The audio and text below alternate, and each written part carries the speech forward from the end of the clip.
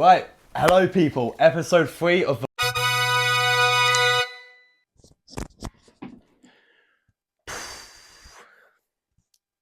Hello guys, Cole from the Close Personal podcast, obviously, as you know. Also editor of the podcast. Shock, we do it ourselves, right? Just wanted to let you guys know that the audio for our guest today might be a little bit on the shaky side. We tried a slightly different audio setup. Obviously with 3 people it's a bit different and didn't work out too well. Audio files got jumbled and stuff like that, so please bear with us. Quality will improve with the next guest, but enjoy anyway, and we'll see you next time. You must be getting sick of us by now. But we've a guest, this man over here, this sexy man over here. So this is Jay. Jay, who are you? My name is Jay. I'm a student. I go gym. I play badminton. And I work at a little shop called Curry's. Okay. So pretty active guy overall, hence the reason you're the first guest. Exactly. As this is a fitness-inspired podcast, you know, so we may chat shit, but that is the premise of it. Yeah, that is exactly. Exactly, yeah. I think this is very related to everything, but what are you studying, Jay? So I'm studying biomed. Okay. So I'm doing a placement course. It's a 4-year course. I'm in the 2nd year right now. Yeah. It's going well. It's going Good. Nice. So no complaints there. Why biomed? To be honest, I was going to go straight into medicine. I had an offer from Brighton. Yeah. Sussex, but I thought I would like to get my base in research first because I didn't want to go straight into clinical. I didn't think I was mature enough. Okay. So I wanted to get a nice base in research, and then if I Is it? Okay.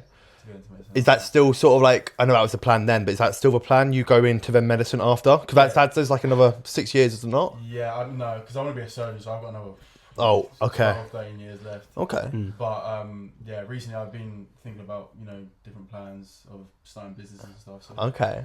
I love that. If time comes, Okay. I wanna do it. Tell me about the businesses. Yeah, so right now I've just been scouring the internet, trying to pick up as much information as possible because I've realised that business is the only way for me to achieve the type of life that I want.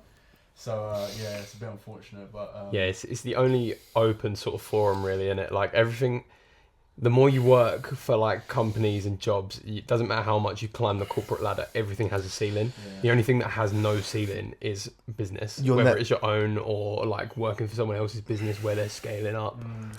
Unless you meet a trader, you're never going to meet a 20-year-old making 6 figures. naturally. But you can meet a lot of 20-year-olds who are business owners making 6 figures. It's the only way you're going to meet people like that. What's for businesses that, like, when you say expanding your knowledge of what? So essentially, right now I'm in the creation stage. So there's this guy on YouTube, Ali Abdul. Oh yeah, I've heard Probably of him. Yeah. I like him. I followed him for a while because obviously he done medicine. So I was following him for that, and then he went over into the business side, something like I'm trying to do right now. So I was looking at him, some of the ideas he was saying, and essentially he has this system, multiple systems, but just one system I'm looking at. Yeah. Where essentially it's a brain dump. The thing is, a lot of people, they're like, oh, I need to have the perfect plan before I start anything. And the biggest part about business, I think, and I found out from all the successful business owners that I know and have like talked to and heard about, they just start. You got to fuck around and find out. You have to do it. You have to fuck around and find out. Like, I can actually talk about a bit more, but have you tried any other sort of like businesses yourself, Cole? Apart from obviously going into the closing DM setting. No, not really. It was just sort of for me, as you well know, I just sort of stumbled upon that as like the best thing for me. Yeah. Because obviously I knew that there was a lot of opportunity out there, but again, like I didn't know what I would find myself in. I almost went into personal training myself when I started MMA because I was like, shit, I'm quite good at this. I could probably teach it. I could probably like start cascading. But then obviously got into sales, and it just sort of flowed a little bit easier from there. And like then obviously that's boomed as a general thing in the media and in the business space at the moment. Yeah. And I just sort of fell through into it, and it's just sort of worked for me from that. I think what you said there was like one thing, like when I first started like my first business, I thought it was just going to be successful straight off the bat. Yeah, naturally. Yeah. So I started this marketing agency where I was like trying to sell businesses. I was cold calling all these fucking poor people. I was doing all that shit. like I ended up making a limited so much stress. Like I did sink quite a bit of money. Well, at one point, now in the grand scheme of things, not that much money. But like for me, then it was a lot of money. Yeah. Then I tried like really going deep into looking into like Amazon FBA, wasted a bit more money on that. Yeah. Like there's so many different things. And then I tried, I did loads of, I didn't actually sink any money into this one, but I tried doing a clothing brand. And then that's when the online coaching has stuck, and like that's where we are now, which is pretty cool. But so is it then sort of for you, going into like a sales sort of thing, or? Well, so I mean, right now, like I'm working on like idea I have about like around badminton and like badminton socials. But Okay, I want to hear about that. Okay, that sounds interesting. I'll get into it, but for me, it doesn't matter. If it fails, it flops. It doesn't matter. I'll move on to the next thing. I'll find something. I don't even have to have any knowledge in it. I will find the people to sell to, and then I'll make the product. But yeah. What's the badminton social thing? Yeah, so essentially... is it a secret or no, yeah? Loads of people fall about it, but no one really puts it into action. So when I go to these badminton socials, all across London, I mean, like everywhere I go, Cambridge, wherever it is, they don't really have a system of organising the games. You go there and it's a bit of a mismatch, especially if you have a lot of newcomers. You don't know where everyone's levels are at. You have no idea. So you go there, you get on the first, 4 or 5 games, you're halfway through, and you're not having good games because no one knows the level of each other. Yeah, of course. You have people that already go there and they're playing together. They don't let anyone come. It's like a little clique of theirs. So essentially, I want to resolve that issue. Okay, I love that. Through an app system, website. Oh, software design. That's a headache. Yeah, it's a headache, but with the evolution of AI, it shouldn't be too Claude Code could naturally. So yeah, I just want to fix that system. That's amazing. That's a great idea. Yeah. Because badminton is such a... I don't know if you agree or disagree with me here, but from an outsider looking in, where I've played a little bit, come to a couple of socials with you, that sort of thing, it feels like badminton has such drastic levels. Like if you're playing at an amateur level, you are shit compared to someone who's playing at a high-end amateur. If you're a high-end amateur, you're genuinely poo compared to like a pro. It's ridiculous, the levels to it. And a lot of people are like, I'm good at badminton. You're not. I was literally about You're good at leisure centre badminton. I was literally about to go, I'm pretty good at badminton. Yeah, no. Everyone thinks it until you play someone's and then you realise they're shit compared to someone else. Yeah. So, badminton is ridiculous. Yeah, I bet. But the thing is, with that idea, it's not just, isolated to just the UK, because badminton's, massive in Asia, across the world, and because it's software, it's not a physical product, I can just send it. So how would you make money doing that though? Yeah, so essentially right now I've been speaking to a lot of different badminton organisers. So for example, I'll give you 2 different experiences. One with a small badminton organiser and one with a big one. The small one, asked him a few questions. I was like, so, what solution, like what problems do you find with organising games? Do you have problems doing it? Is it enough of a headache for you to actually want something to fix it? Yeah. Practically he said to me, no, I don't have enough foot traffic for it to be a problem to me. So I was like, okay, cool. Maybe this is not something I should target towards small badminton organisers, because for them the margins aren't big enough for them to commit. So I spoke to some bigger ones, and they've got back to me and they're look, the current systems that they exist, which people makeshift up and they're not very good, it's a headache, and you lose a lot of people. I've left socials myself because the games are just not good. And I'm not coming back here, but I'm sure the games could be good if there was some kind of system in place. I asked them first, is it something you're willing to pay for? Yeah. And then I'll think about, putting time into it. Okay. That's something I've got about many more questions on that, but that's when we're going to have an absolute tangent and we are going to go very much off of, because I've got all these different questions I want to ask about that. Okay. What I want to then ask is, so how long have you been doing badminton for? Like, let's go more down the sporting sort of route. Like, how long have you been doing badminton for? So I categorize this into 2 things. I've been playing badminton, so come like 3 years now, but properly for the last year. Okay. Taking it seriously, a bit more seriously, yeah. I've got a tournament coming up, so now I'm trying to take. Yeah. It's crazy. Okay. This guy's genuinely sent me like clips and he's like, "Can you analyze my form? Like, I know you don't know badminton, but like, can you analyze what you think is different, just to have like another perspective?" He's taking it so serious. How are you training for that? Like, how is prep for badminton comp? Yeah, so essentially, how's that look? Yeah, so main thing for me, I'm a singles player. So in singles, the most important thing is footwork, right? So most of the time, so let's say I allocate around 60% of my training time, maybe, that's a little bit off, is dedicated to improving my footwork. If I can get around the court, I can get to the shots, then I have a better chance of staying in the rally. If I can't even get to the shot, then what's the point? Yeah, 100%. So yeah, I just book a court at David Lloyd's, hop on the court, I do 30 minutes of different shadowing drills, 4 corners, 6 corners. Maybe I'll drill my round head because it's poor. The last game I played, it was rubbish. So I just, manufacture it based on how I perform in games previous. Very cool. Okay. Yeah. What got you into badminton? I think that's a natural question after that. Yeah. To be honest, I started playing it. So I think everyone played it in secondary school. I quite enjoyed it then.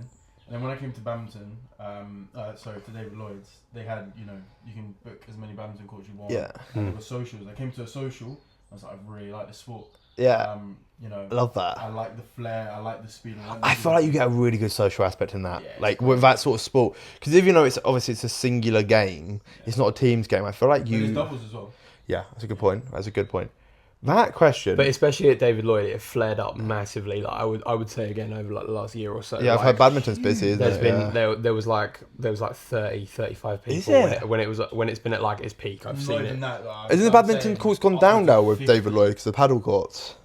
Yeah, at the moment they're rotating it all, so Is hopefully it should be back soon. But we'll see how that works. I can't dive into too many details. I get locked up. One thing that's made me ask, just thinking, because obviously I've just bombarded you about a million questions. Cole, why did you get into MMA? We had this whole first episode of kind of going into sort of the depth of why I started bodybuilding, but I never asked the question to you, how did you get into MMA? Yeah, again, man, I think I feel like a lot of stuff for me has just been very coincidental. Okay. I don't think there was any sort of rhyme or reason behind it. Obviously I was very skinny kid when I grew up. Yeah. And especially when I had my growth spurt, I was 60, 65 kg and 6'3". Genuinely stick figure type shit. Type shit. So when I started working at David Lloyd and I had the access to the free gym, 5 years ago now, by the way, guys, Jesus Christ. Oh my gosh. I'm 21 tomorrow. You know how fucking mental that is. Tomorrow? Yeah. Wow. That's Happy birthday, mental. man. But yeah, no. I started packing on the pounds. I got up to 80, 85 kilos in 9 months, I think. So I put on literally 20 kilos in not a very long period of time, and I looked good. I did it quite well for the fact that I was so young and had so little knowledge. I've got so much more knowledge in my sort of tank now. But and then when I sort of reached that peak, I was competing with him day in, day out. We've got a relentless competition. Whenever we align in some sort of thing, we'll get onto it in a moment. Whenever we align, it's just despicable competition. So we were going for who could get the highest lifts. So it was genuinely just be we'd meet up for weekly, bi-weekly PRs. Yeah, the standard teenager training. And I got to 117.5 bench and 230 deadlift. And my squat was a bit weaker. 230 deadlift is very impressive. Yeah, and I was 17 when I did that the week before my 18th birthday. I was I have to get this PR. 240's it's 5 is 240 is 5 plates. Yeah, 240. No, 6 plates. Sorry. No, 220 is 5 plates. That'd be 5.5 plates. Oh yeah, yeah. Which so is mental. it was a big lift. But yeah, and then I just sort of got bored. I felt like that was my plateau. I very much plateaued off. It gets very boring once you Yeah. So then I just sort of was what's next best? I'd done a couple of boxing classes prior. Yeah. There was a couple of people who were talking about jiu-jitsu and all that sort of thing down at David Lloyd. So I just found a gym nearby and fell in love with it, and it literally just took me away. And I thought the training is so different because I understand that with bodybuilding, with badminton, everything like that, it can be different every time, but I feel like it still ends up a little bit repetitive. You're still on routine. Yeah, 100%. Whereas with MMA, Muay Thai, you're never gonna find the same opponent with the same style, in the same sort of space, in the same mindset, where your body's in the same thing. Like for me, I really resonate with this one quote when it comes to MMA. A man will never step into the same river twice, for he is not the same man, and it is not the same river. And I think that's really cool because it like. That was say that again. That just literally went straight. Isn't that from the Bible? Or am I bugging?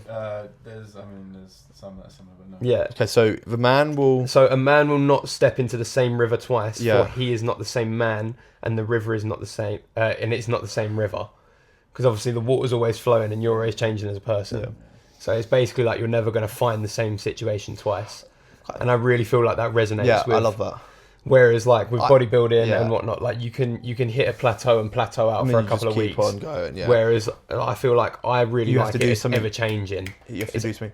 I would though disagree with the fact that I think MMA is almost just as monotonous, maybe even more than like any sort of like just as any sports, because you have to keep on showing up.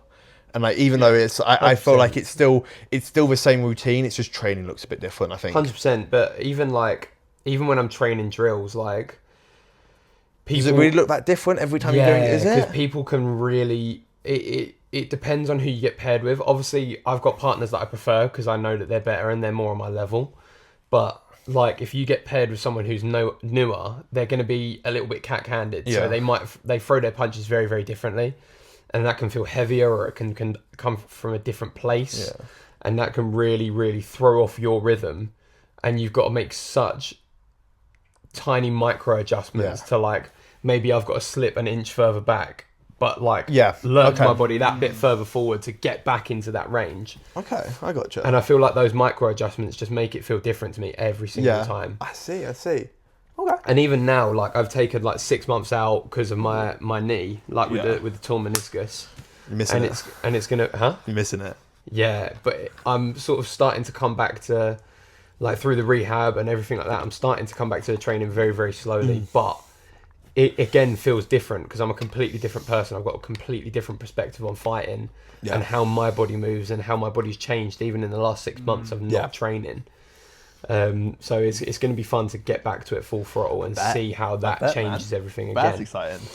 Fair. But yeah, doubling back onto the competition aspect, You said something about like alignment. What were you talking about? I need to let you know about something that me and Jay are starting as of tomorrow morning. What? We're calling it Operation Lean. Oh, I know. I'm not involved with that. I need to bulk up. Obviously, it's a little bit different for you, but I just wanted to let you know so you can maybe be our accountability man on like. I want check-in photos tomorrow morning. Yeah. Why not? If you're all making it a competition. Fair enough. But do check-in. No, I'm not even saying that as a joke. Dead ass. Do check-in photos. 100%. But yeah, nice. So obviously, special location planned for the end of the year. We want to be.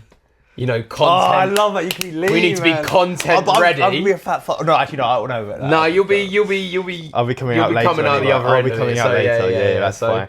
No, on its like with that special location, I was. So I don't know how much Cole has told you, but like, I was sitting in the gym, and I literally all of a sudden it hit me, and I'm like, September. Shit, my client's competing in September, and I was like, it's burning on me. And the thing is, it's his first set of comps he's ever done, and I'm like, I can't be in a different country for that. Like, I need to be there with him. Like I said that I'd come up to his shows with him, and I'd like do it all with like. And doing a peak week in a different time zone as well, that would be rough. Like he'd be sending me check-ins like every hour, and I'd be like at like 2:00 in the morning, going, like 50 grams more carbs, please. That's fine. So I think, but we've come up with a solution anyway, in the fact that like. So that's really, really good. Yeah. But yeah, so that's going to be. I love that. I really genuinely think though that you should like really like.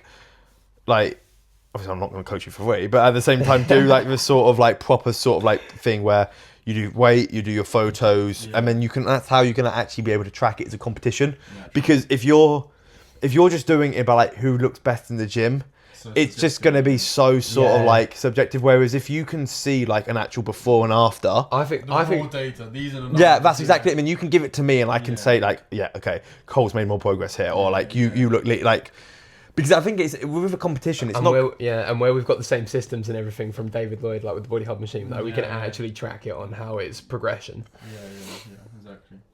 Oh, that's It'll be cool. good, That's cool. yeah. That's cool. So that's going to be really, really fun to keep track of.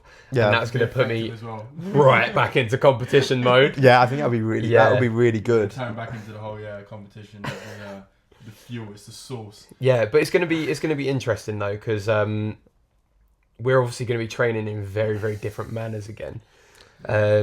Obviously for me, I'm still in full-time work and trying to run the business side of things, so I'm fucking mega busy at the moment. I find it hard enough to train as it is, let alone trying to keep and a you'll be consistent regimen. You'll be doing MMA stuff. Yeah, and then You'll obviously be doing you're more. in uni. You'll be doing more bodybuilding shit, To won't be you? honest, I finish uni soon, so it's going to be like a lot of what I'm practically going to go to full-time work and badminton training, and then gym. Yeah, fair. So it's going to be interesting to see how it shapes our body differently, because I think I've always Can I be involved in just who? If I get the fattest, I win.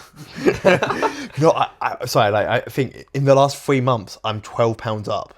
So from the 1st of Jan to now, I'm 6 kilos up, and I look leaner. It's crazy. Yeah, but I think So I'm just it's gonna, just like pat myself on the back there. yeah, it just maybe it's just like you're filling your skin out more. Like My calories hasn't changed. They're not even that Yeah. high right now. I only eat 3.7. 3.7. He says it's not that high. it's not that high. It's not that high. That's like genuinely double average human being intake. No, that's good though. Yeah, that's solid. So you feel satiated? You feel at the end of the Yeah. day like you've ate? Yeah. Yeah, I've made a meal plan now that I eat the same thing every day purely because I need to, like, it's so hard to remember because obviously I'm sitting there. So obviously when I was at David Lloyd, I hated my job. Didn't like it. So because I didn't like it, You focus on everything else but the job. yeah, exactly. So it was really easy to eat my meals. So I didn't forget. There, because I love it, I'm literally sitting there and then like 6 hours will pass and I'll be like, shit, I haven't eaten. Yeah. And I'm like running up. So I've got like my alarms on my phone now, but like when I wake up, I eat at, like 11 a.m. I have another meal, go to the gym, like all that sort of stuff. Yeah. So we're kind of doing all that shit now, which is very interesting. But like, how is balancing your training with sort of like the uni life? Because I think a lot of viewers that will be watching this resonate with the fact that they are in uni. They're probably also working to try and like make some money as well. How on earth do you get to the gym? Yeah, so essentially I work, I go to uni 3 to 4 days a week. I commute as well. So it's like an hour commute there and back. So yeah, during those days, so I train 4 times a week, right? And that's my hypertrophy training is 4 times a week. Okay. I do it on the days that I don't go to uni. Okay. So I'll be, Wednesday, Thursday, Saturday, Sunday. And then I work on the weekends as well. So to be honest, at uni, for example, I pop into David Lloyd's there between my lectures. What uni are you at? I'm at Anglo Ruskin. Gotcha, yeah. Cambridge, yeah. So between lectures, I'll pop into the David Lloyd's just there, get a workout in. My workouts aren't too long. They're around hour and 15. Oh, that's plenty. Mine about the same. Yeah.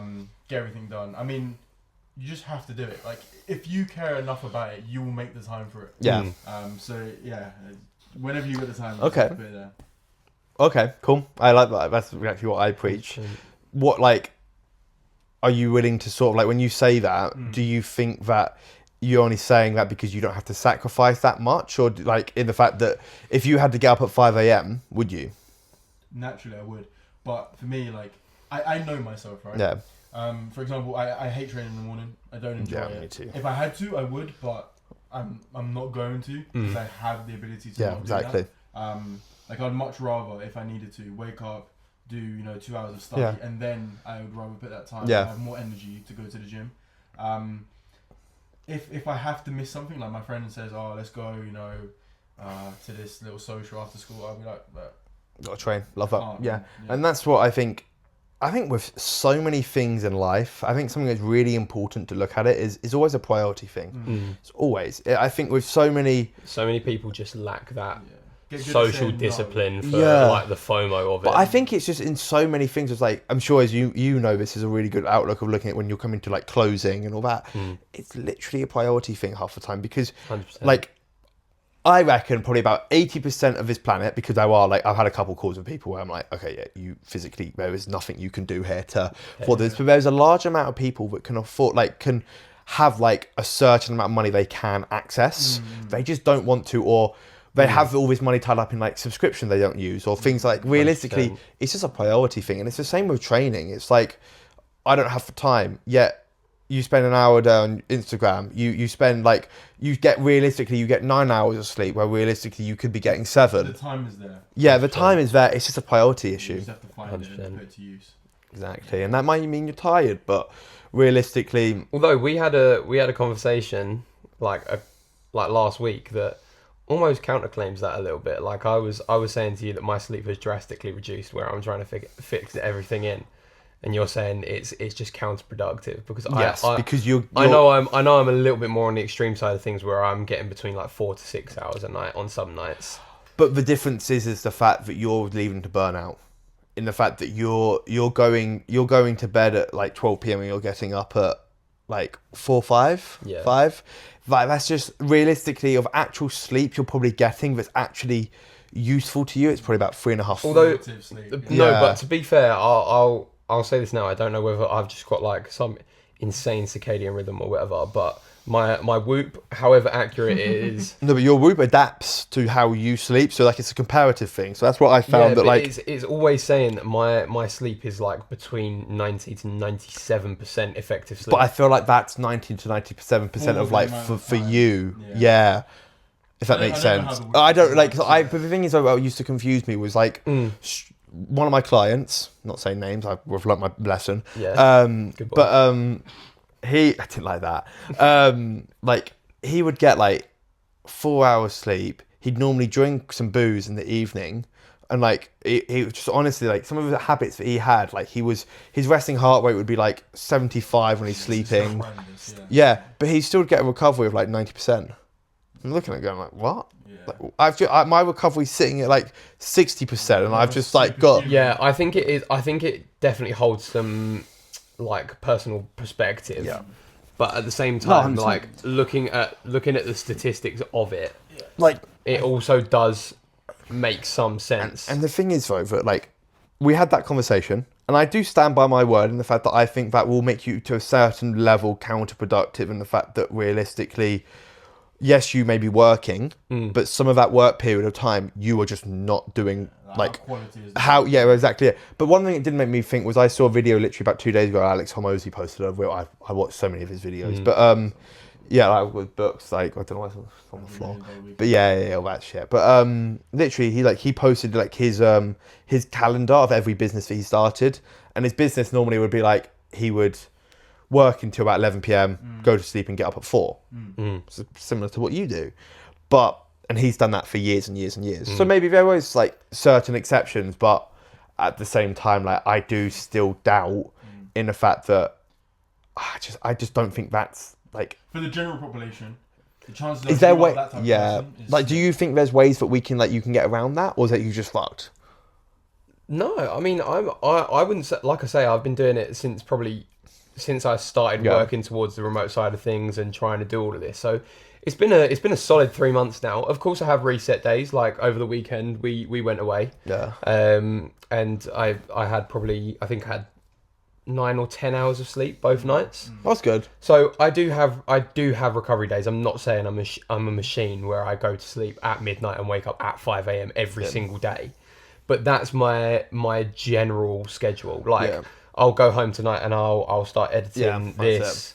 I probably won't go to sleep until about 12, 1 o'clock, and then I plan to get up at 5 o'clock, have my breakfast, go get some steps in, go to the gym, and I start work at 9. Yeah. Fair. You know, so it sort of it rotates and it fits my schedule. And I think it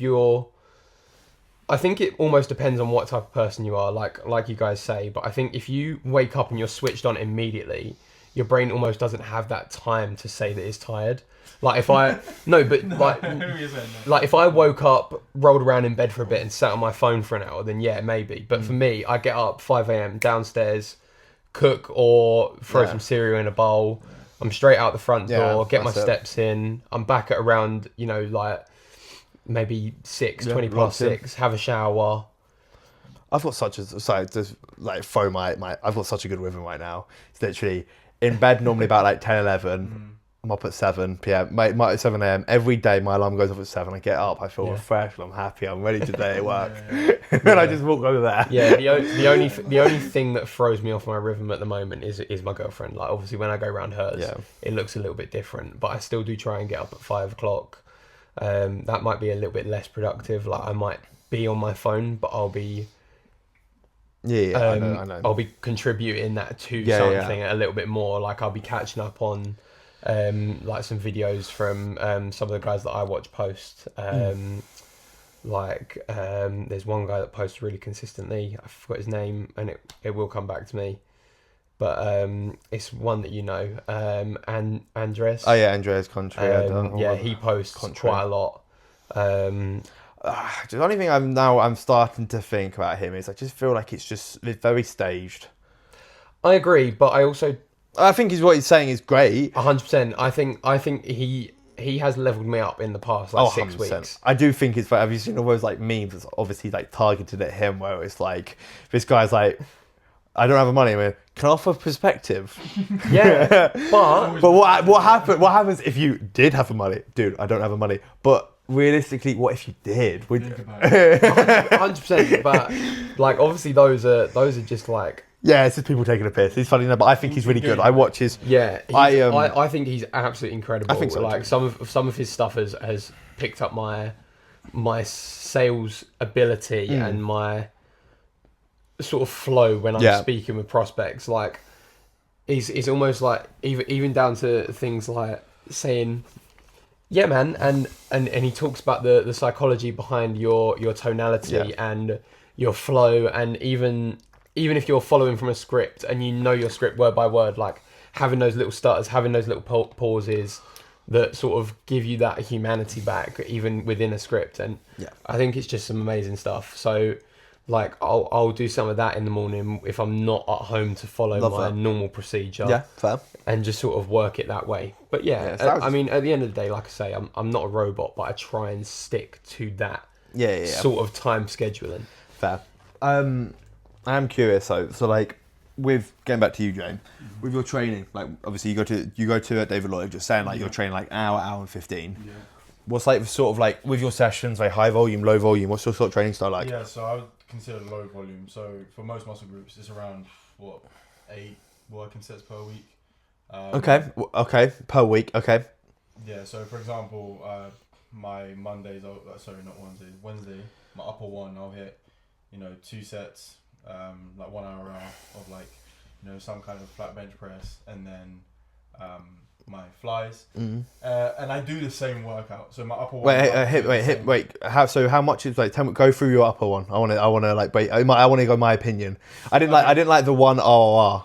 Okay, so yeah. So this will be my upper one. I'll get into the gym. I start with pull-ups, weighted pull-ups. I do. Everything I do is in roughly the 6 to 8 rep range. Everything.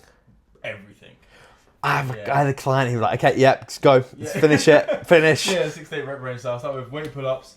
Again, everything's 2 sets, right? Everything's 2 sets. I'll do a warm-up set for most things. If I'm starting a muscle group, I'll do maybe a couple more warm-up sets. When I get ready. So yeah, pull-ups. Then I'll hit flat bench press on incline. Flat bench press on the Smith machine. Then I'll do one bicep movement, so that'll probably be my preacher curl. All 6 to 8. All 6 to 8. I'll do shoulder press.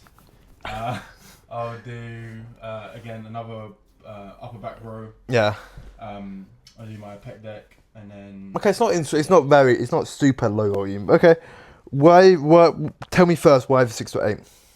Let's just enjoy it. I enjoy it, and I think it allows me to go hard on the set much easier. Okay, what's the enjoyable part about it for you? Well, everyone likes moving big weight. Yeah. So it allows you to move big weight. It's a bit, It's like on a lat raise though. Are you like keeping it 6 to 8? Like sometimes I go a bit more, like because it's hard because with lateral raises the increments can be such a big difference that you can't the jump won't allow you to do a certain rep range. But yeah, maybe let's say lateral raise would be maybe a little bit higher, but probably 6 to 8. Yeah. Fair. I just like, so I'm a real big advocate for on your big lifts. Yeah. That's where like you go lower reps. That's where you're really focused on mechanical tension. And then on your more isolation stuff, that's where you focus a lot more on higher reps, because realistically when it comes to hypertrophy there's three, but I cannot remember the third one for the life of me. But it's mechanical tension is a main drive of hypertrophy, and like muscular strain is the other main one. They're the main, like there's a third one which I can't remember for the life of me, which I'm just trying to think as you were speaking them, but I can't. But so effectively mechanical tension is like just moving weight. Okay, that's what's going to actually grow muscle. But muscular strain, that's where effectively you're driving all these like byproducts to the muscle. Okay, you're driving all like the lactic acid, the metabolites, that's the word. You're driving all of that to the muscle, which is causing the muscle cells to swell. Does that contribute to hypertrophy? Yes, because when the muscle cells, when they start to swell, recent studies has been proving the fact that when you're actually getting that pump with the byproducts, and with that causing the muscle, with that, when those cells start to swell, your muscles or your brain starts thinking, oh shit, what's going on? Let's reinforce that muscle. And that's where like you're actually growing from chasing that pump and going light weights. But when you're going effectively low reps on let's say we're doing bicep curls, okay? You're going really low reps, but the issue is you're solely relying on mechanical tension, because there's not enough time under tension for the blood to go to that area. So my question would be, so muscular training, I haven't really looked too much into this. For me, it was mechanical tension as the main driver. Yeah. Like you agree with. I would say we probably don't disagree too much. No, I'm sure we don't. On the degree to which, like the percentage wise of how much muscular strain versus mechanical tension actually contributes to hypertrophy. I think mechanical tension is a very good portion of that. 100%. 100%. Like probably more than you think. Maybe like 95%. No way. No, I can't. I think both of us can't argue on that, because we both don't know the figures. So we can't argue on that specific thing. But the issue is that like, is by going low reps on say lateral raises or any sort of thing, you physically can't not use momentum. You physically can't start like, you're causing a lot of joint stress. When I'm seeing people, joint stress is that is a concern for sure. You're causing a lot of joint stress. And realistically, like when you say mechanical tension, like that works really well on like on a bench press where you're able to load sort of a lot of weight. But on a tricep extension, what are you going to do with like you can't like, maybe a tricep extension is one example, because I can load quite a lot of weight on that. Let's say a lateral raise or rear delt fly. How are you doing on a rear delt fly? How are you doing 6 to 8 on a rear delt fly and actually seeing growth there? A rear delt fly, for example, I do like a single one, right? And I'll grab the cable stand, and I normally have like a back support. There's like a pillar that I use. Yeah. And because I can drive into the pillar, I can keep stable, so it's not pulling me into the... Yeah. Or sometimes, like, I've seen people... I don't do this myself, like, if you get strong enough, I've seen people strap a weight belt, like a dip belt to them, so they stay planted. Yeah, but on a rear delt, your rear delts physically can't get that strong. And that's where I feel like your rhomboids are taking all of that load, though. I think it depends on how well you can... Yeah, that's it's a lot of a different thing. But I just feel like with 6, we can go around in circles, so let's put a pin in this, because like... My main thing is with clients, his main reason is like when we're prepping them for comps, when energy is low and you're really struggling with like, you just can't rely on that, because you're just risking injury. There's nuances, sure. 100%. So my question here, I'm obviously, my training perspective comes from a very, very different point of view. Like I'm not scientifically based really at all, but for me that sounds like almost the difference between like hypertrophy and then muscular endurance as like differences, because for me I go for higher rep ranges, because that almost muscular endurance is like 20 plus. That's where it's under, like realistically that's what I go for on some of my more sort of like smaller muscle groups, because that obviously helps in terms of my MMA training, because I want endurance. I want to be able to hold my arms up for a long time, and like a lot of fast twitch to be able to block and stuff like that. So is that sort of the difference between lower rep and higher rep when it comes to... No, realistically hypertrophy is... The actual general basis of hypertrophy is anything from 6 to 35 reps. Damn. So I would argue even lower than that. well, no, that's what the studies have been. Like, I'm not saying for a second I'm sitting there doing 35 reps, but the studies that have been proven it's 6 to 35. Anything above 35 is muscle endurance. Damn. Yeah, so I need to start doing 40 reps of bicep don't do curls. that. Yeah. Don't do that. Sweet. Don't do that.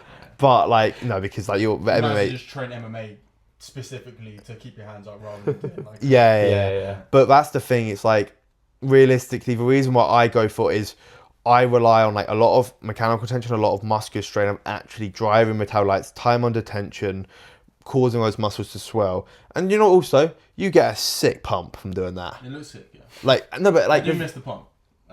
that's exactly you. Whenever the last time you got a proper really like skull splitting pump from doing your 6 to 8 shit. Skull splitting Not really. pump. Nah, Yeah. don't really get a pump.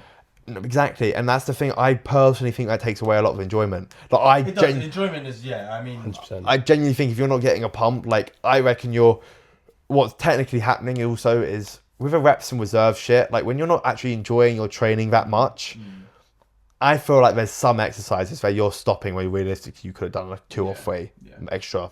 when I say RIR1, to be honest, most of the time I do go to failure. Yeah. It's just certain movements. Like let's say if I'm doing my stiff machine squats, I'll probably give 1 rep in reserve because I don't want to die. But even then, if you put the stops on, you can. I just put the stops on him and just bail out. Yeah. The amount of times I've jumped forward. Yeah. No, it's like I've got that down to an art. You come down, and then you're like, fuck. And then it's just literally 3, 2, 1. Then you just fling yourself forward. I've done that so, but normally I have the stops up, so it's not too far of a jump. I've got a really fun question for you, right? That was actually put to me and Jay yesterday.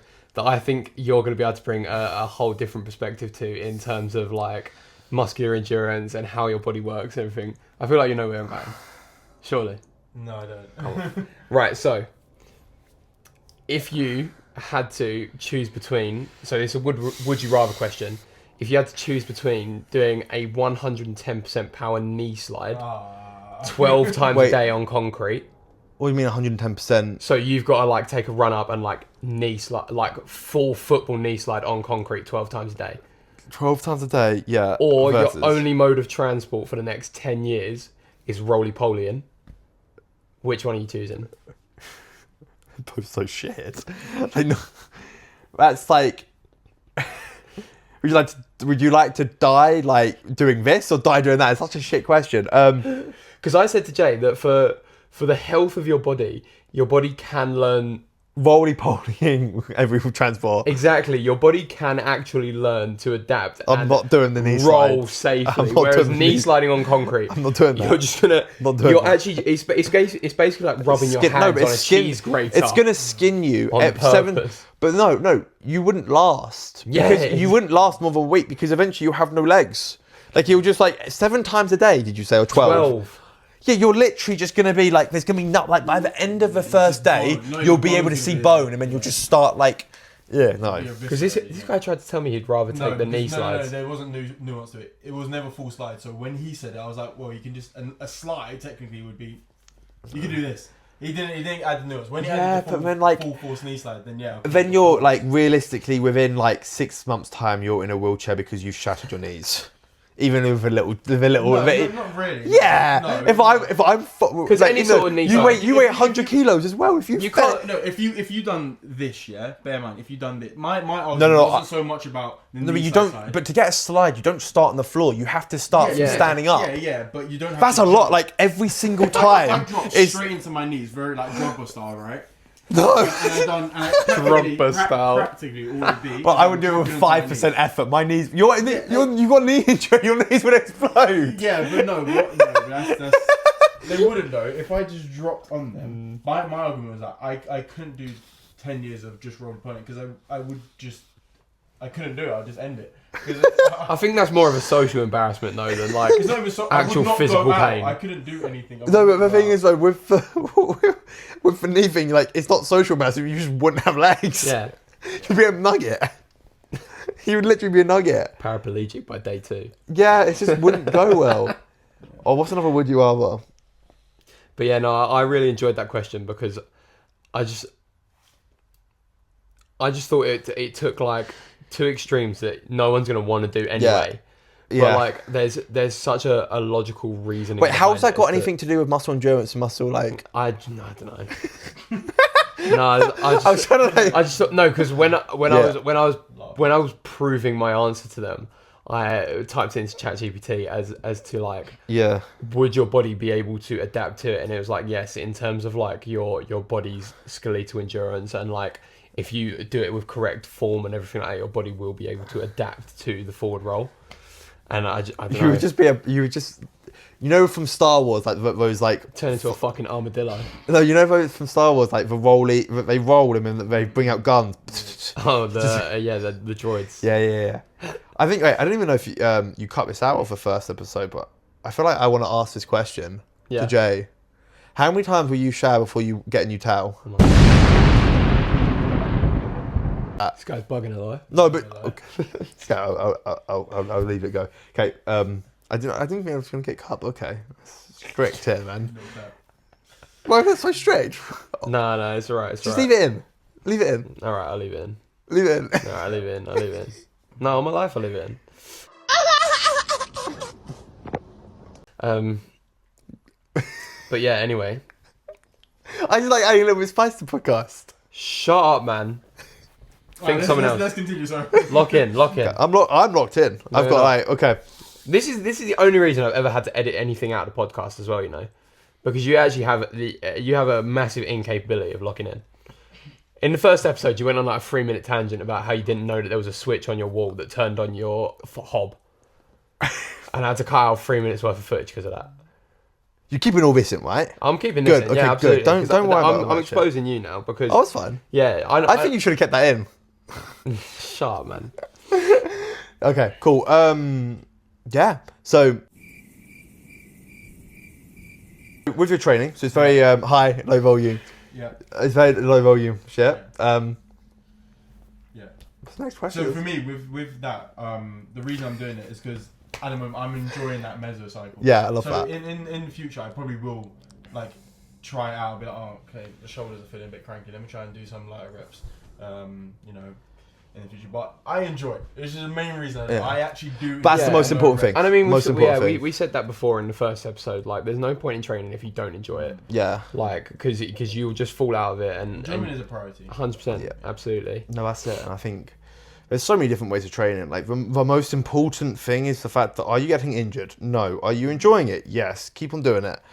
I think there also is a case of like after a certain amount of time, like you should always experiment with different things because I think some people are really stubborn in the fact that they don't try different like styles, and it really annoys me in the fact that they've tried low volume and they only do low volume because that's all they've done. It's like no, just give it. Now, just adapt. So Yeah. something I had a conversation with my client the other day, and the fact that something I'm a really firm believer in is kind of goes. We're going on a different sort of like thing about like in this specific avatar, this person enjoys training no matter what. So that's what I'm talking about. But like realistically, to grow the most amount of muscle, you want to be doing as much high volume as possible that you can recover from. So that's why with a client. Exactly. So what I will always do with a client is I will. I didn't actually hear what you said. I just went exactly. Yeah. So I will start with a client. I always start high volume. I ask them how recovery's going. You start high volume. Yep. That's very interesting. I ask them how recovery's going because I genuinely think though that realistically, like high volume is the best way to grow muscle. The only thing that gets in the way is their recovery. If they're recovering shit and they're sore for days on end, okay, then we got to drop it down. But what level do you call recovery? Because when I'm at the peak of MMA training, obviously it'll be 2 a little days bit different. soreness. Anything more than 2 days soreness. Because I mean, for me, obviously, it's a little bit different because my body is actually taking a beating. Like, it's not just muscle soreness, but like, yeah, for me, I feel like different. Yeah, high pressure a bit simpler in that regard. Yeah, I feel like I'm training and pushing through muscle soreness and recovery all the time. But yours is so much more sort of like nuance in the fact that it's just you can, whereas like you can improve your skill. If that makes sense, by pushing through. Whereas like. Yeah, I think you can really improve your skill by pushing through. Whereas with bodybuilding, you can't really improve. You can't get bigger. Like you just can't push through that. Can I ask you a question relating to that? So it kind of relates to like mental work capacity. Yeah. So obviously, if you've got a client, right? some people can just go harder than other people, and like in a workout they'll be like, oh yeah, I'm sore, but someone will be like, nah, I'm sore, but I can still hit a good workout, and someone with the exact same level of soreness, but you can't tell because they're two different humans, will be like, no, I need at least 4 more days of rest. Yeah. So like, it's how different. Does that mental work? How do you? That person who's a dramatic person always is another prime reason why we start with high volume. The person who's training really hard will I'll see signs like in my check-in form when I'm seeing all these different like all their different sort of like how's your sleep, how's your recovery, like how you feel it, like that. There's signs. Yeah. You'll start knowing when someone's not recovering. Whereas the lazy person, they'll think they're outsmarting you, but they're not. You can see like all their different like thing, and that's the thing. It's like that's why we'll always start high volume, because if you start a bit higher and the person can't do it, and they're training like that, they're training like a motherfucker, they're going crazy, and just realistically, you're not seeing that much growth. They're moaning about being sore all the time. Okay, sweet, let's drop that down. But I think for the right person, that needs to be lower. So what would you say your top 3 indicators for seeing if someone is recovered? I think soreness is a really good one. How long are you going? Like, are you having to like do days where you're like, are you doing a leg day again and you're like, my quads are absolutely finished, I can't do this again. Like, that's a massive indicator. I think also sort of like how, this is more for prep clients, and lifestyle clients not going to be like this, but like a prep client's very much like how bubbly and how fresh their muscle looks. If that makes sense. So if they look quite like flat and like deflated, like, okay, maybe this guy is just running himself into the ground. Whereas like, but I think with just a normal lifestyle client, it's very much soreness, energy levels, and yeah, just like how are they most people have got a pretty good in tune sort of like thing of how they're recovering, and soreness is the biggest one. I think with a prep client it's a bit different, obviously, but yeah, that's my opinion. I've had that conversation. Like, I genuinely think from maximal muscle growth, you need maximum stimulus that you can handle. Always. I'm surprised that you start with high volume and then go down. But realistically, why would you start with low volume and go up? Well, that's what I was thinking. Maybe work capacity, because obviously if you recover, then you can just go a bit more. It's a case of finding your limit rather than breaching your limit and coming down. I hear it. To see where to stop. Yeah, but I just feel like that's just wasting time. I think it would be quicker. But you're the coach. Like, no, but like, I don't know. But the thing is, there's so many different approaches. Like, that's the thing. Every coach is a little bit different. Your coach, yeah, exactly. It's just like that's just how I've always done it, because I genuinely think most people on the planet can handle more volume than they think they can. I agree. 100%. Genuinely think they can. Like, if like for me, like when I first started with like Jimmy, the volume was much higher than what it was. I was training and like it was quite common for me to like feel sick, throwing up. Like, I've thrown up a couple of sessions. I was like, okay, then we have an issue. I'm like, okay, no, the volume's too high. I can't train like this, thing. Let's drop it down, sort of thing. So could I ask you with lifestyle clients? So my logic is that most people like don't enjoy the gym all that much. They just want to look a certain way, or they want to feel a certain way. So if I can do the least amount of work to still get the benefits, and then if I want to, speed that up, I can start adding more volume. Higher volume. I can definitely see how that would work for prep clients. Yes, higher volume gets a better pump. Pump is such an motivator, a massive motivator. Higher volume is pump is that pump. Really threw me off. Like, that really threw me off. He's the one that locks me out. He's the one that, like, what's the opposite of locks me out? Like, he's the one that like unlocks me. Pause. But like I feel like with a lifestyle client. Sorry. He's just rage baiting me. No, with a lifestyle client, I think a real big one is like people enjoy like getting a bit sweaty, getting a pump going, really seeing that go in that. And I feel like a lot of the time, the reason why people like, I feel like with most lifestyle clients, the reason why they don't like it is because it's hard. If that makes sense. I know that's a weird, but like when you're doing low volume, you have to go harder. You have to. You have to lift heavier. I agree, You have to do that. And I think a lot of the time people just don't like they fall out of love with the gym because the bench press starts getting hard for them. It's not like they're just throwing up. But I kind of, I don't know. Isn't it hard regardless? I was going to say, I almost disagree, because for me, especially when I'm going for like a really good pump session, or even just a session to make myself feel better when I'm feeling low. I prefer to go higher rep. Yeah. And genuinely take that to failure. But, like I like to go onto the fucking tricep extensions, put it on like 15 kilograms, and just rep it out until my muscles can't move anymore. That's and what I'm you like, enjoy, yeah. I know I can. Yeah. I know I can lift that weight like 100 times, and my Yeah. body physically will not let me Yeah. anymore. And wait, so aren't you agreeing with me then? Yeah, I'd say, yeah. My logic would be. Am I? I thought you were saying that lower rep is harder for people because they find it harder. Yeah, because they've got to go like. No, but as in I enjoy Volume, making it volume. harder with volume. Yeah, well, I think that's what's the easier thing to do. Fair enough. For me, Well, but can we just also just say this whole conversation we're having is why like coaching is a thing and people don't go to ChatGPT because everybody is different. If there was a search and answer, 100%. AI would have oh already my took gosh, it. then yeah. But that's the thing. Is like that's my job. I need to work out. That's why I don't like people only being with me for like a month or 2 months. Yeah. I want a client to be with me. Give me a Yeah. good amount of time so effectively I can learn, because what I'm just telling you is my typical approach. But a lot of the time this changes. Like I've got a prep client, Riley. He has got massive arms, but we're going into prep. So all I've changed is like I made some changes where in the fact that he's super low volume, this is why I've got knowledge, 6 to 8 on everything. Oh, really? Like every single exercise was 6 to 8. I'm like, for prep, this ain't gonna run. Yeah. Like, firstly, like if we're just ignoring the different ways of muscle growth, Yeah. joint stress Yeah. and just sort of momentum is gonna become a really big thing. And that's gonna really affect the pumps. That's gonna affect so much of a workout. But Yeah. with him, his arms are massive. I said, all I want you to do, keep on doing what you're doing. Literally, just up the rep ranges. I'm happy. Keep on doing the same volume, same thing, just up the rep ranges for me. And then we'll just kind of go from there. And then for me personally, when we're out of prep, that's where I want to up the volume more for him, because I personally think I'll show you a photo of him after. I think I've seen it in your Instagram. He's 17 and he's a ridiculous. a unit. He's a joke.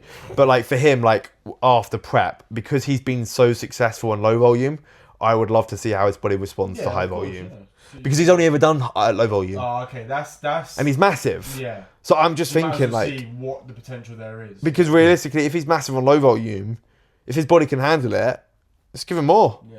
If it's working, let's. Even if there's diminishing results, there's still results. Yeah. I love that expression. I think it's so true. Even if it's 1% better, it's still better. And I think that's always going to be the. So I love that. I love that. Diminishing results is still Bro, I had results. to physically catch that. Yeah, my message. Yeah, I love that. Yeah, because it's true. So true. Yeah. It really is the case of the fact that like, yeah, no, I love that. I love that. One thing I did ask Cole last week, but like, what's your gym pet peeve? What do you not like in the gym? I might make this like a common question. I like it. I like that It's a one. good I think I'm sure a lot of people agree with this. Yeah, especially people that like actually go to the gym. This lack of intensity. When I see someone and they do a That's set a new. Okay. and they finish their let's say their chest press and it's like this, I'm like, what do you mean there was no voluntary slowdown, involuntary slowdown in the movement? You've just wasted that set. What are you even doing? Or they're sitting on a leg extension on their phone. Yeah, and it's flying. God, like, just doing that. I'm like, what the? Flying. That actually hurt my knee. The last rep looks faster than the first rep. I'm like, what's going? Why are you even in the gym? And you've been here for 10 years and you haven't changed, and you wonder why. Like, stop wasting your time. Honestly, Chips, like, it's a joke. Like intensity is a funny one. that burns on my soul hard. Is it? Yeah. Fair. Bad. Like what? So for me, what I said we won't go into, like we talked about it quite a bit. For me, it's when someone says, "I've just started." Like when you go up to someone and say, "Like, how many reps you got? How many sets you got left?" Yeah. I've just started. Tell me. And I'm like, oh no, I'm like, oh yeah, no worries. How many is that? And he's like, I don't know, I've just started. I'm like, bro, like just tell me, like, okay, give me a time frame, just tell me something. I'm trying to work my routine. I don't want you to get off right now. I'm just trying to. Yeah, exactly. Yeah, that's it. What did you say? What was the thing? Oh, Mine was hogging too many. Yeah, machines the at once, super setting. for like Yeah. sets and stuff like that. Yeah, I actually don't see that too often, which I'm happy about. Yeah, it's getting better now. I don't see it very often anymore. I think it's not as. I think As people. big of I a- think people are genuinely just more educated in the gym.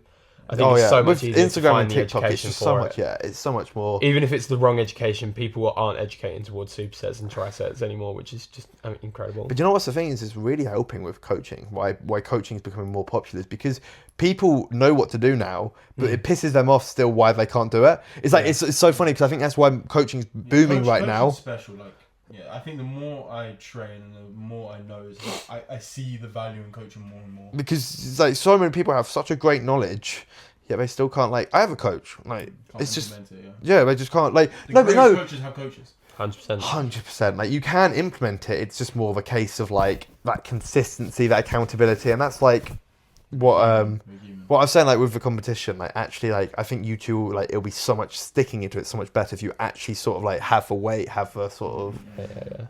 A complete off-topic thing. Are you much of a foodie, Jay? So I can't eat a lot in one go, but I can eat a lot throughout the day. Throughout the day, I love that. Okay. I do love it. What type of food are we talking? Oh, Anything. let's get into it. Everything. Indian. I'm a sucker for fast food. Bad. But What type of fast food though? Just all the shit. Like I can. Are you gonna say Mackey's? McDonald's. I don't like Subway. Mackey's anymore. We smashed off a McDonald's on the way home from Bath today. I can smash. Do you want to know? anything. Do you want to know what my order was on Yeah. the way home from Bath today? He was gagging for that. I had 5 chicken select with large chips and a Sprite. I had 20 chicken nuggets. I had a large McFlurry and I had a chocolate brownie pie. I love your hat, but your hat is so cool. Thank you. Speaking of the hat, by the way, just No, I want to continue with the McDonald's thing before we move on. I just He need you. eviscerated in about 2 minutes, by the way. I just need you to think. Yeah, that's a very. How much was that? Like £17. that's why it's so like it's so cheap to have a big meal Exactly, bro. nowadays. I'm just like a vacuum, man. Like they said it to me over Bath. Like even today, Blink and it's gone. we sat down to have brunch. We all got our food at like pretty much the same time, and someone looked up and was like, "Oh, how's everyone's food? How's everyone enjoying it?" And I went, "Yeah, mine was good." And It's Jay gone. and Jay sort of looked up and went, "Was?" Because I'd already finished it. He was like half a sausage into his fucking full English, and I was like, "Yeah, mine was cool." I'm a quick eater as well. I'm probably actually. eater. No, I Like, well, we eater. still never gone out for a meal. I know. Yeah, you right. told me you're gonna take me. Oh out. yeah. Yeah. Silence from you, brother. No, I'm just trying to think of my schedule. I'm thinking next Friday. Do you want to go out for a meal? Yeah, I'm on. I've said to like. I'm on that. Okay. I'm on We'll organise that after we get off 100%. the pod. We don't want people like fans following us. No. Yeah, do you know what I mean? It'll just be Caitlin. It'll just be Yeah. Caitlin just tagging. No, it'll be Caitlin. It'll be cloudy up. We see you. No, that's fair. Like, I love my food. Like, I'm curious. So I'm assuming then. So you're half black, right? Yes. Okay. What what's origin? Half Ghanaian, half English. Okay. What's the food sort of? What are you looking at? Yeah. I mean, like that. I thought you were looking at me all funny. Yeah, it's quite calorie dense. So we've got like pounded jam, jollof. Oh yeah. Fufu, like a lot of carbs. Fufu. Is that a real? Yeah, fufu. Yeah. Okay. Never heard of that. Is that Fufu real? is the main thing. I love fufu. What is it? It's just 'Cause it's yeah. But did you say Ghana? Like from Yeah, yeah. Ghana. I was gonna say because it just looks like It's thicker mashed potatoes. Yeah, it has a different texture, but yeah, it's brilliant. Brilliant with stews and soup. Very like grabbable for food. Yeah. Yeah. Oh yeah. Where you like you put in your hand and then you like. Yeah, it's beautiful. Yeah. I've never had any sort of like African I have to cuisine. make you some. It's- Is Yeah, there no, any, Is definitely. there any like Ghanaian restaurants in the nearby area that you could put us onto? Oh yeah, anything. My dad. Is Say that? less. less. Ghanaian restaurant. All right, we'll come round on Friday. Yeah, that's it. Nice one. Yeah. Yeah, Okay. yeah, on God. Yeah, Alright, no, cool. that's fair. Okay. Fair. yeah, Fair. Anyway, back to the hat because I did actually wear Yeah, this for a reason. I did want to. Yeah, because Yeah, I that wanted weird. to- When I was asking you, I really caught my attention. yeah. I really like the I hat. wanted to rep it out, just to shout out the golf a little bit because the Masters is on this weekend. Oh yeah. Just wanted to let everyone know that you need And then, to I mean, start following golf. 'cause it's absolutely I'm assuming riveting. Tyson. The thing is like Tyson. Who? But Oh my goodness, this guy's audio ran out about half hour ago on my life. how long has that been gone for? I don't think too long, but it was only like 75%. Anyway, I don't know if it's drained that quickly. We'll so wrap- tired. we'll wrap it out. It's all right. Oh. Sit back up, brother. Oh yeah, we're Sit back done. up. We'll wrap it out. Okay. But yeah, so I just wanted to shout out the Masters. Shout out Tyson Rory McIlroy. DeChambeau. Bryson. I was close. I watched his YouTube videos. They're pretty good. Yeah, he got knocked out on day 2. He didn't make the cut. Is it? Yeah, which I'm really, really happy that I didn't put the bet on because I was genuinely going to put £100 on him to win. Oh, really? Because he was like 12-1 to win, so I would have made back like $1.5 grand. But he got cut on the second day, so Yeah, good. thank fuck I didn't lose that hundo. Fair. But yeah, anyway, I guess that's going to wrap out the podcast pretty much because this absolute donut. It's not my fault. Yeah, it is. You I can't charge your believe phone. Charge your phone. I came here 100%. Why am I the one doing the phone recording? Because you're the guest. Exactly. Yeah, to be fair, we need to think about a better way of sorting. Anyway, You didn't even wipe it. It's just my saliva. thank you guys for watching as always. We always appreciate you. Drop your comments below, and I want to see at least more than 2 comments, 100%. please. And they're not allowed to be from from any of our friends. Dara, Claudia. That's a wrap.